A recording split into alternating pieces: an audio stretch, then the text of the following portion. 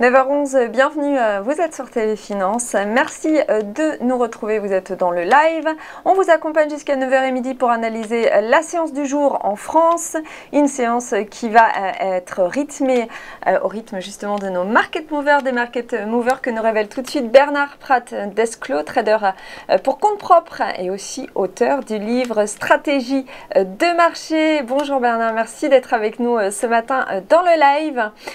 Trois valeurs que vous avez identifiées pour nos téléspectateurs et internautes ce matin et vous nous proposez de débuter avec un groupe technologique. Il s'agit de Clara Nova qui est en baisse en tout cas hier avec de nombreuses variations depuis le début de l'année, plus 7,67%. Exactement. Bonjour à toutes et tous. Effectivement, alors pour ceux qui ne connaîtraient pas, c'est une valeur qui effectivement est spécialisée dans l'e-commerce, mais c'est surtout une valeur qui, sur le plan technique, on le voit très bien sur le graphique que vous avez mis à l'écran, évolue au-dessus des 6,50 € depuis maintenant plusieurs trimestres.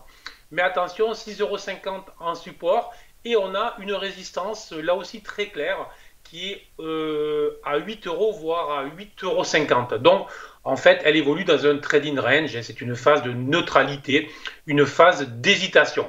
Et en fait, on a eu même début août une inquiétude sur son activité lorsqu'elle a produit ses chiffres. Et cette inquiétude s'est traduite par une forte baisse.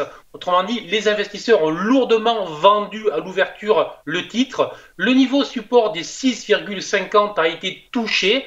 Et là, on a eu un très gros volume et on a eu ce qu'on appelle une ombre basse. Alors, une ombre basse, c'est quoi? En fait, c'est très clair, c'est-à-dire que sur la journée, les acheteurs ont vendu des titres et lorsqu'un support a été touché, les acheteurs se sont précipités pour faire rebondir, pour racheter, si vous voulez, le titre. Bon, ça, c'est plutôt un signal qui est très intéressant puisque ça marque que même si on est sur des phases de neutralité, on est bien sur des marchés qui hésitent et où les acheteurs n'hésitent pas justement à se positionner à l'achat sur des supports. Donc, tout simplement, c'est une action que je possède, que j'ai rentrée et je suis positif, alors dans une large zone neutre, mais je suis positif sur le titre tant que les 6,50 € tiennent.